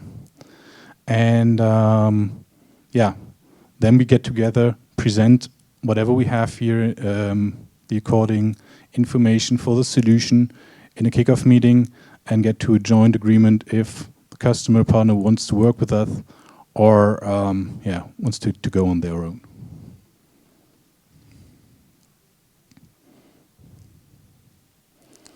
That's all about the ISP program. Do you think that is useful for you and your customers? Let's put a caveat on that. Okay. So the intention is to be successful in this. So it is for free. That's why, you know, we can do as much as we can do. We don't say that we can do it for every customer, but it's for free, and it's really to collaborate with the partners. The intention is not to, I don't know, in any way make you as implementers feel that we're checking. The idea is just to have another pair of eyes, use us if you need to. If cloud is new to you, then you have another kind of security blanket there. And the intention is just to make it successful for customers. And when moving from on-premises to the cloud, we do realize that there are differences, and we've seen, you know, thousands of customers now. I think we crossed the 4,000 mark in terms of number of customers. So we've seen a lot of examples and can share some of what we've learned. So the intention is just to get to a successful stage. So, as I said, use it if you need it or not. It's the intention is just to get to the successful stage. So the typical process is you provide the document, we read through that once, and then there are typically a couple of questions. So we get together in a conference call and discuss those. Yeah, and finally you will have like the written review from our end. But yeah, this is a process working back and forth because yeah, typically there are questions on these documents. So this is the three of us. And as questions started coming already, I felt great time to let you know who we are. So there's another question here. Yeah. How should we do this, Hisham? Yeah, I know. I'll pass the micro. Just roughly how many Oracle EPM customers are there in the UK presently? Just approximately. Oh, I don't know. We have worldwide. We have, I think, what we published for Open World was 4,400 plus worldwide. Cloud, the UK is quite a considerable adopter of. Yeah. Oh, that was cloud. 4,400 is cloud alone. Yeah. I'm not sure we did the stats lately for how many are still on premise. I wouldn't be able to say that. Sorry. Would you know how many clients use Hyperion Enterprise, which is not supported anymore? Yeah, that's an interesting one. With Hyperion Enterprise, because that had a statement of direction and so forth, we still see customers continuing with it. There are some still out there using it, and you know, it's a tool that works for them and continues to work. So obviously, if they want to migrate, we'll support them. But yeah, there's still some enterprise customers, and I actually had a call for a Pillar customer. Anybody remember Pillar? I was like, wait, let me remember. So there's still, yeah, it's impressive, but yeah, they're still out there. So yeah, not so many. I think over time they migrated. I've seen a few go from enterprise to FCCS, but there's still some out there. Yeah. Have a question here? Yeah. Just a question about the 11.2, as we were talking about an hour and a half ago. Will there still be the push to try and get clients to go to cloud, or with this extension of the on-premise option, will they be actively given that as an option? Because we keep hearing stories about salespeople in Oracle not getting sales credits for selling anything on-premise, so therefore the push is always to go cloud. But now with 11.2 coming along, will that be a viable long-term option that is actually sold? So I wish we had a salesperson in here. because they're the ones that should answer this one. But part of the move to Applications Unlimited, which is what I showed you a while back, there is actually a team in EMEA handling customers that want to continue on-premise and even buy more licenses on-premise. So we obviously are Oracle, a cloud company, and we would love everybody to go into the cloud, but we do respect that everybody has their strategy and their time. And I think, I've showed that on the slides in the beginning with the fact that we extended the Premier support until 2021. We want customers to be successful ultimately, and the intention is to get there in their own time. And I think over the years, over the past 5 years at least, that we've been selling PBCS initially and so forth in EPM, we've realized that, and that's why we have the 11.2 release as well. Does that answer your question? So there is a separate. There's a separate sales force. Sorry, there is questions. Hi, Andrea. This is Vinesh from Inlumi.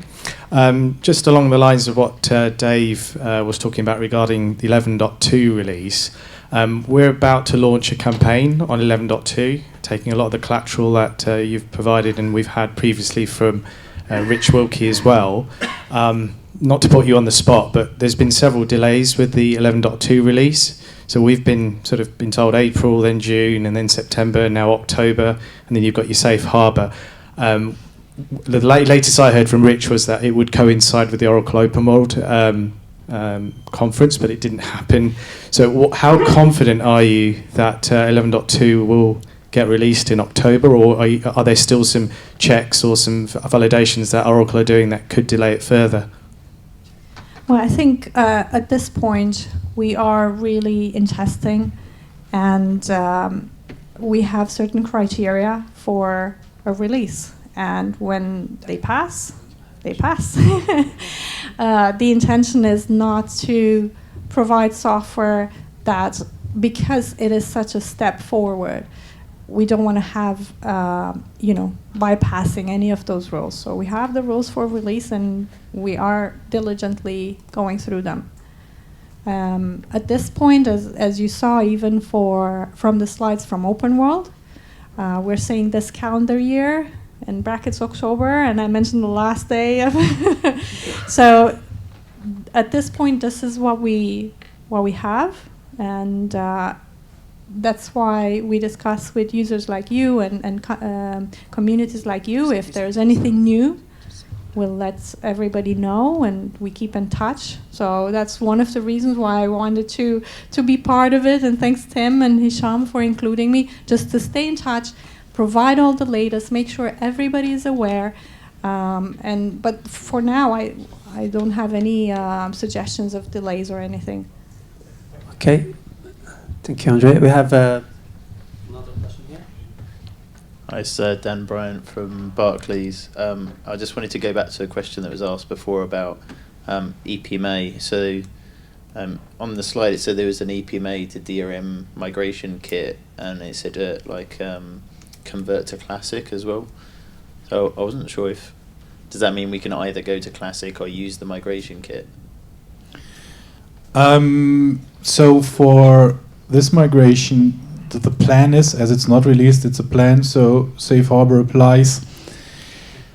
We expect to see that you can either use the migration toolkit for HFM and planning applications.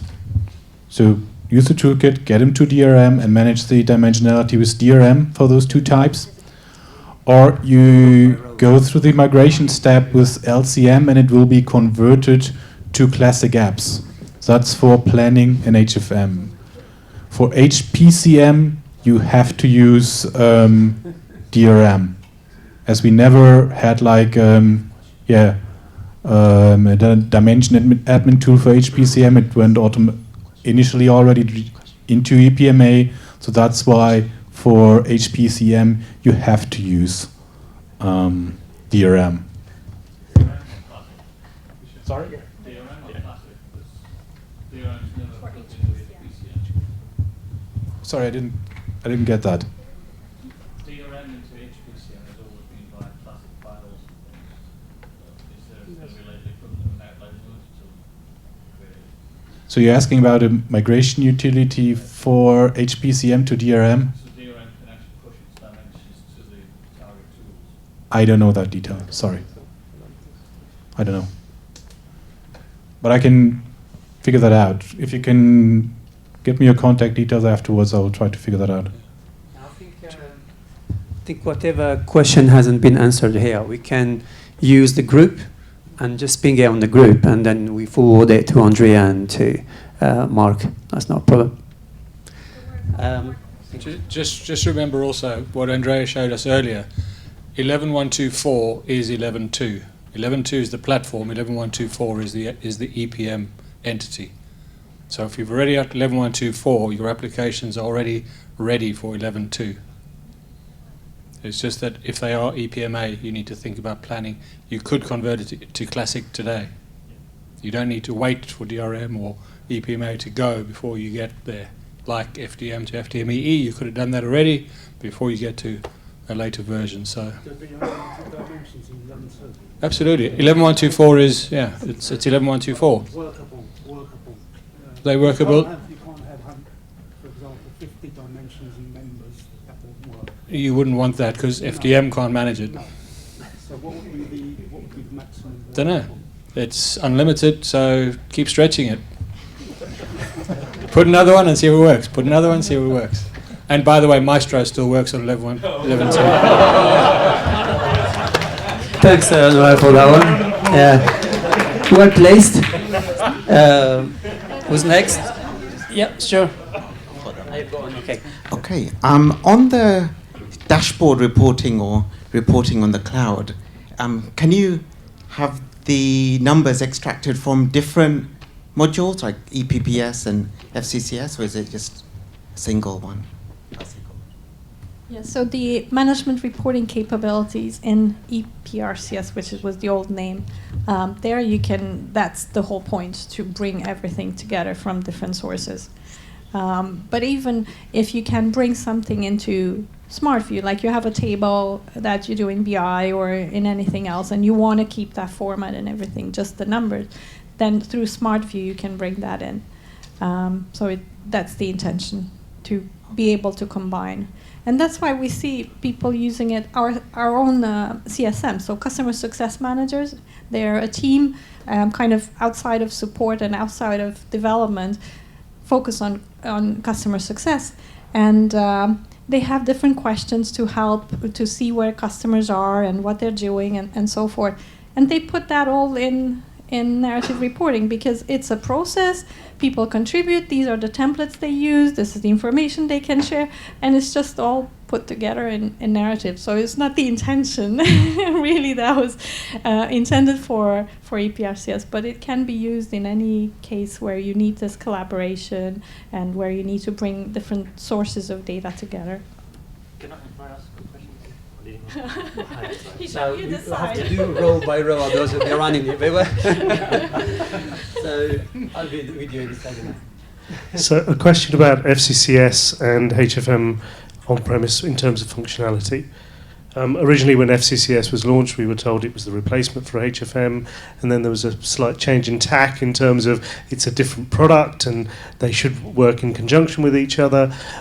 Are you foreseeing, you're saying cloud, Oracle is a cloud company, are you foreseeing a point at which FCCS will contain all the functionality that you have within HFM at the moment? Yeah, I think if we look at how Enterprise went to HFM and now HFM to the cloud, I think we're always going to strive to have more capabilities in, but as time passes, the user base changes. So, even HFM 5 years ago was different than what HFM is today. So I don't think it's going to have exactly the same just because the market evolves, customer needs evolve, and at some point they're going to ask for different things, not necessarily to have everything that they wanted, 5 years ago. So as you know, historically looking at enterprise to HFM, they strived, they had a list of major things they've done, and then HFM went on its way and did what it did. So it's a little bit different than enterprise, but still, you know, customers use enterprise, and we had a question on that, and they use HFM. So I think it's just applying to the market. I would like to ask a question about the discontinued functionalities of on-premise 11.2. And 2 points that QMR, which was already a discontinued product, if you list it there, what does that actually mean? Will it not work on 11.2? And the disclosure management piece, whether it is going to, are you taking it off completely from the 11.2 version and its compatibility with it? Thank you. Yeah, I have to look into QMR specifically, because I know it had a little bit different path. So I will take that offline and look. With disclosure management, we felt that the capabilities we already added to the cloud were a lot more than what we could do with DM on-premise. So the intention is to bring customers to the cloud for that. Yeah, because we felt, I think in terms of the use cases and everything, we had so much more in the cloud that it was that point where we're like, yeah. But I'll check on QMR. Have another question? Hi. So I see for 11.2 HFM, you said there's going to be a native metadata editor, and I was just asking, what function will that serve? Won't you ideally use DRM to manage your metadata? Yeah, so in 11.2 you get the option either to use a DRM for your metadata maintenance or use a web client embedded in your workspace to do. So we've removed the client, so you don't have to do the client installation. You get the web version with all full functionality over there. So you still have two choices how to. That would be if you go the classic route, possibly. Correct. Yeah. Sorry, just check the import-export functionality in that as well? Yep, that's correct. Yeah. Have another question here? Hi, I'm Tej. My question is, do you have list of clients who are willing to go to 11.2 version or any roadmap these are the clients going to? No, because I was told by my client they don't want to be the first one. And if possible, you can share it with us, be good. Yeah, eventually, yeah. So let me see how I answer that. We are getting a lot of questions, and I participate in user groups, the UK user groups. In France, I've been, in Belgium. There's questions like that coming from quite a few customers. I didn't keep a running list, but imagine user groups in the UK happening like this in other countries. That's where we are right now. I didn't necessarily keep a running list of that, but yeah, you're not alone at this crossroad, and that's how I got based on the feedback that I've got from other groups. That's why I showed 11.2, migrations tools, cloud, so that you have a full decision, because we also see customers that are doing a migration on premise. It's an investment that could carry over into 4, 5, 6, 7 years even in certain cases, right? So the decision you make today is really something that you have to consider and needs to last for another 5 years if, for example, you take on 11.2. So that's why I want customers to have all the information, and then they decide, they know why they decided on a certain thing, and they have all the choices there. Yeah. Okay, thanks, Andrea. Add to that the fact that there are some customers who have hundreds and hundreds of servers. Sorry. There are customers who've got hundreds of servers, so they need to plan years in advance. The fact that Oracle have announced 2030 and beyond, you need to think about 11.124. So what version are you on today? If you're on 11.124, you've got 2 years to think about your strategy for the next 10, 12, 15 years. But if you're not on 11.124, why go to 11.124 now when 11.2's out? So plan against that. So it's not about who's done it, and that's important, obviously, to learn things that, little tweaks that might need to be made. But it is an infrastructure platform thing, so it's not an application element, which is different to previous versions of upgrade. But sorry, don't you have to go to 11.124 to migrate to 11.2? Yes. Right. So yes. you're on 11.122. So you're planning now for what you're doing. Yeah. Well, you can go to 11.2. It's just the LCMs and everything, those automated steps You that can be done. You don't need to build the 11.124 environment. You just need to go through the migration steps. Yeah. Okay, I think I have my... Yeah, so I actually had two questions, but I'm going to give the most important one for me. So I had a client who were looking at the option of going to cloud. However, they were put off hugely by the amount of customization they've got in integrations. So they had lots of tables, lots of warehousing, and they weren't convinced by Oracle at the time that this is going to be able to be lift and shift.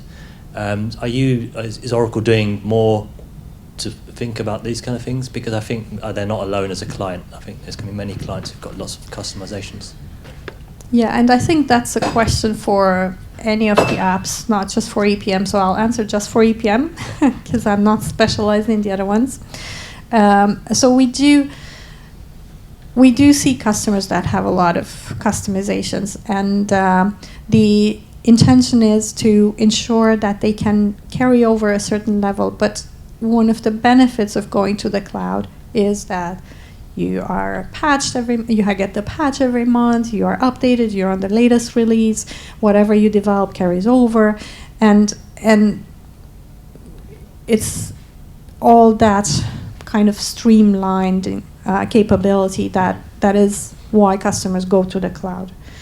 And if you need a lot of customizations, that would then go into Groovy and the REST API, which are the technologies we're supporting for that sort of really detailed customization. But it's not the intention, everything that was specifically customized, that we carry that over, but we provide the capabilities. But it is really a level of analyzing what do you mean by customization. Some are there, some, and I think it needs a level deeper of analysis. And that's why I recently was involved in a lift and shift kind of project. And I think, and this was for planning, not even for HFM to FCCS. And the partner, not in the UK, not any one of you, the partner said, but it took 11 seconds in planning on premises, and it takes 13 here.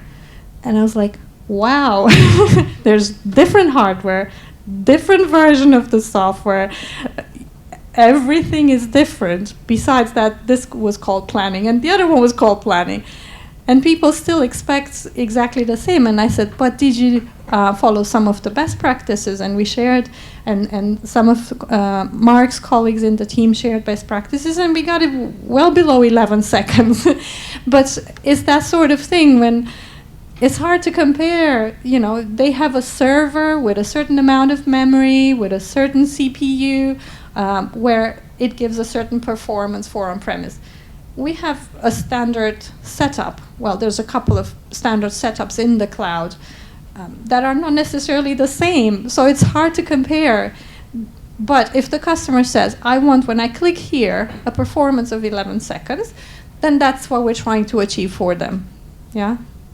And we've seen that we can do that. And that's why we do even this ISP program. We just need convincing before we can convince our clients. Exactly. Okay. Sunil? Yep. It's already on. Can put it on. Yeah. Oh, hi. It's Sunil here. My first question is are we still selling on-prem licenses? Because I have come across a couple of customers, because of their previous experience on Hyperion side, they have joined a CIO of another company, and they are saying that HFM is wonderful. They would like to go for HFM, not FCCS. So in that case, I've tried to reach out to Oracle as well, but again, the same strategy to move for cloud. So my question is whether Oracle is still selling for new customers HFM planning license? Yeah, so as I mentioned earlier to the previous question, there is a team called Apps Unlimited. Mm-hmm. and they cater to those cases. So they, yeah. Now this depends on the time frame of your question. The team has been put together, I think, 18 months ago. yeah, something like that, about 18 months. So it could be that maybe they had asked before that. But now there is somebody there. It caters to, some people just need a few more licenses, or they need, and so the team handles that.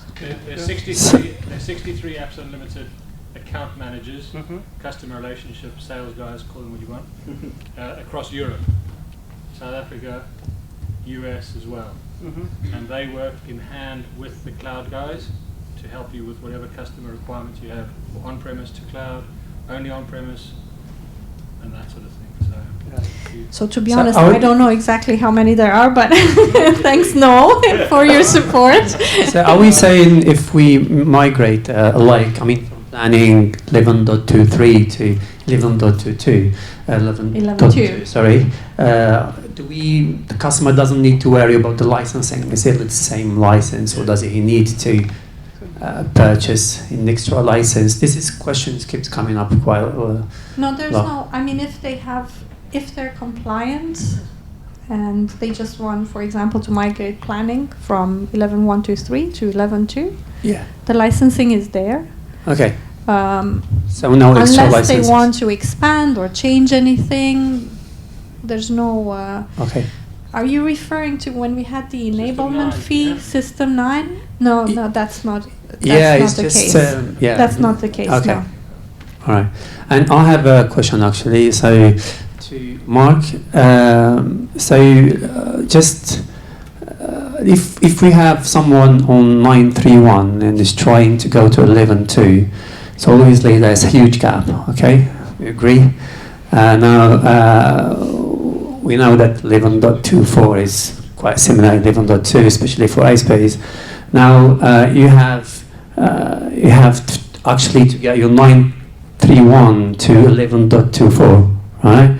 And you can't go directly from 9.3.1 directly to 11.24, so you have quite a journey there.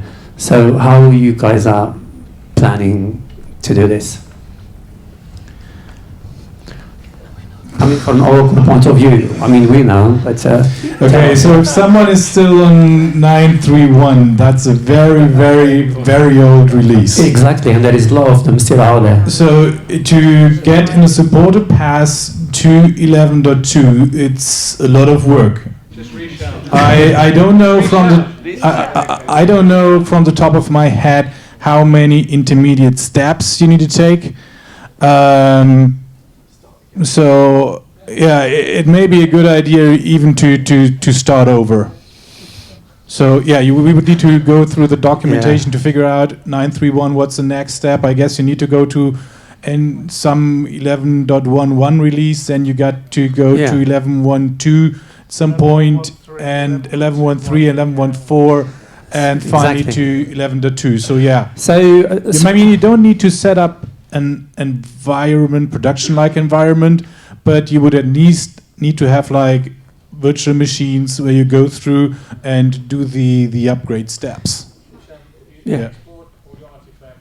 But Hisham, if there are customers, I mean, please put your hands up. It would be nice to know how many there are, because if there is a bigger group, maybe there's something we can do more automated. Yeah, definitely. But right now we don't know. So this is one of the things, please raise it. I'll definitely in a sense share so that with we you have this an information. understanding of numbers and. We can do some kind of market research and come back. A poll or something, whatever you think. I mean, we're talking about the UK, but I'm sure across Europe we've got few clients still on 9.3.1, and I think potentially it will be tricky to move them. I mean, I'm from infrastructure background, so I know how to do it and I know all the process. Thing is these guys are really worried on how we can go further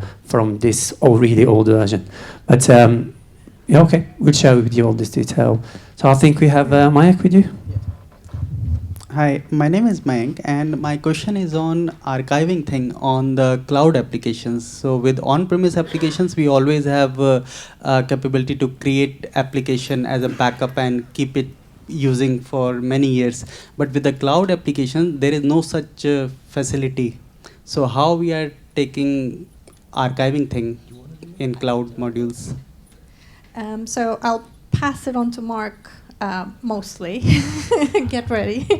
But one thing that I've seen customers do, they actually buy a separate server, and they just keep that for cases like this. So it's not a production server. They just keep it for a specific use. And under the new enterprise pricing, it doesn't really add anything to it.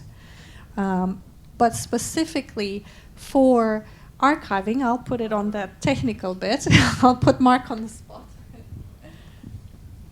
So first of all, I guess you know that you need to archive your backups yourself, right? So we do the backups every night, but it's your responsibility to download them and archive them somehow. You cannot go one version beyond because archiving, you can only restore one version. Only one version up till. Yeah, that's why Correct. So that is you have like plus and minus one version. So you can import 1910 into 1911. Yeah, and you could also go like from a 1912 to 1911. So if your test environment is already on the newer release, but yeah. It's your responsibility also to make sure that you have your archived applications up to date. So you can automate that using EPM Automate.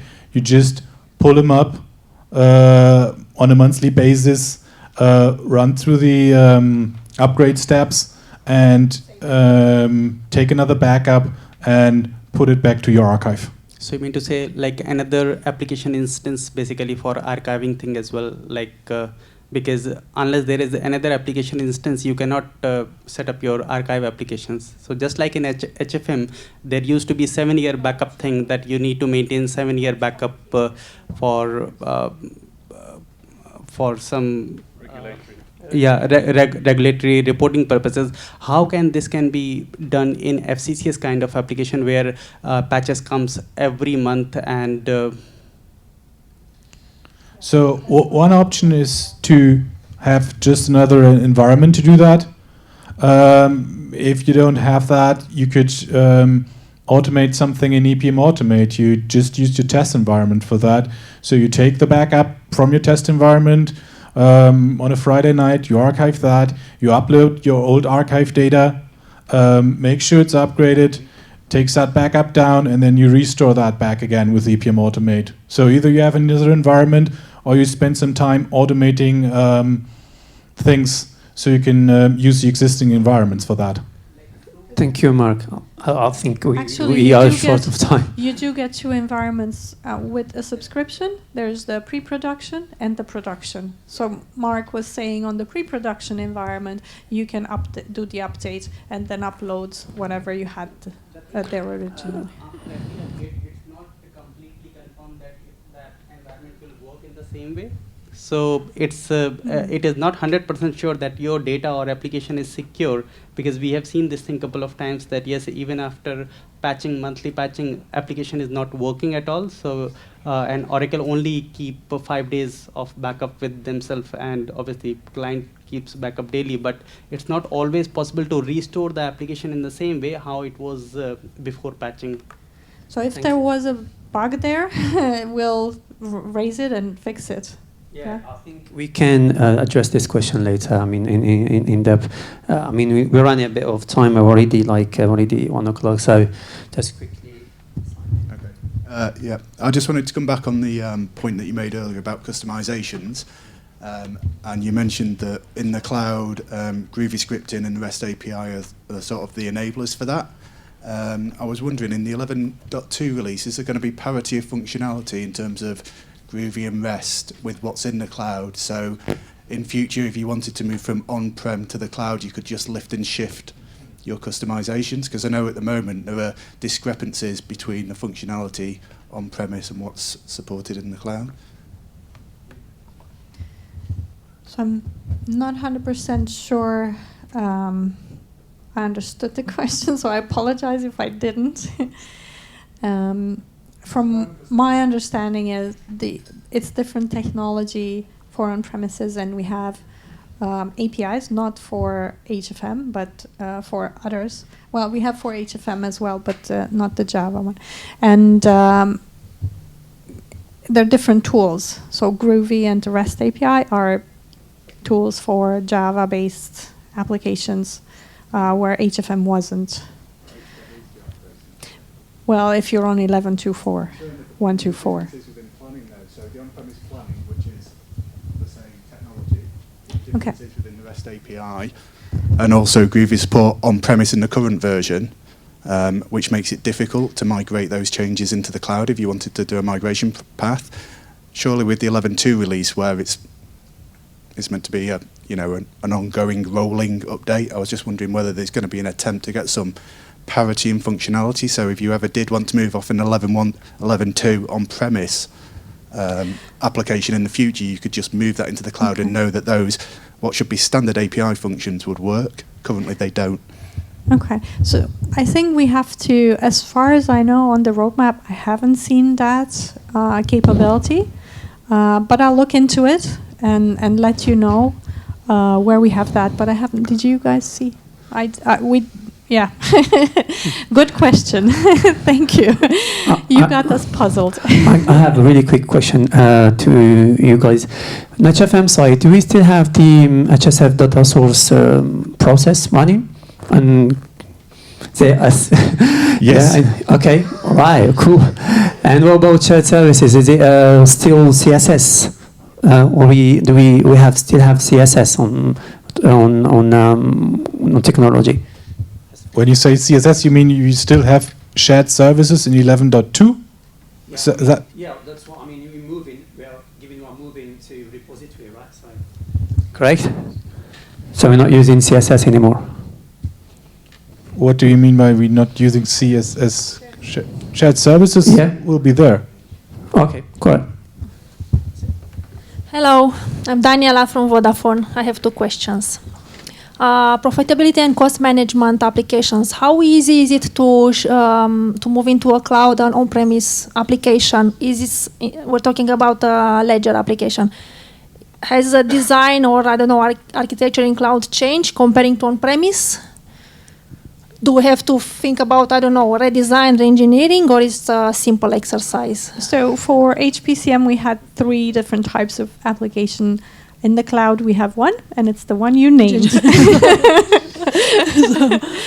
So that would allow you to carry it forward easier. Andrea, sorry, hi, it's Chitin here. One of the things that wasn't in the cloud was disaster recovery and redundancy. Has that changed in the last 6 months to a year? Yeah. So for EPM, what we have done. We added to the price list before the price list has changed to this enterprise and standard that I just showed you. We added on the price list environments for DR. And so you were able to buy this for DR. But the difference was you had to manage that kind of time frame when you needed to do the push. So it was sold separately. Now with the new enterprise pricing, as I said, you just turn on another environment and you have the DR environment. Okay. But it's still the part of maintaining or the push that you need to do is still the customer's responsibility. Okay, and can that be scheduled in? And so you can schedule that? Yeah, okay. Yeah. Okay, brilliant. Thanks, Andrew. Okay, I think we did as much as we can. So what you mate? Thank you very much for an interesting session. But a lot of you couldn't probably have asked your questions. I would urge all of you to get a couple of questions and give it to us, and then we'll feed it back. The reason is it's very important that we contribute to what's happening and what's going to happen. And I think things will evolve. You know, we have some very burning questions. Which this I thought might have afternoon, been we're just going to asked. focus on best practices, at the end of the day, some of cloud them versus want us, on-prem, but also IR35. So, has anyone got any more questions about today? Are Hyperion slides going to be available publicly? Yes, they are. It's very important we have them, and you know, also for various other reasons. Yeah. Yeah, we share it with you guys. We share it via the group, and also try to, because we have your emails, and try to forward it to you guys. Not a problem. Sure. So, should we just take a half an hour break and come back, and then we can start the next session? Yeah. Thank you. Thank you so much. Sorry.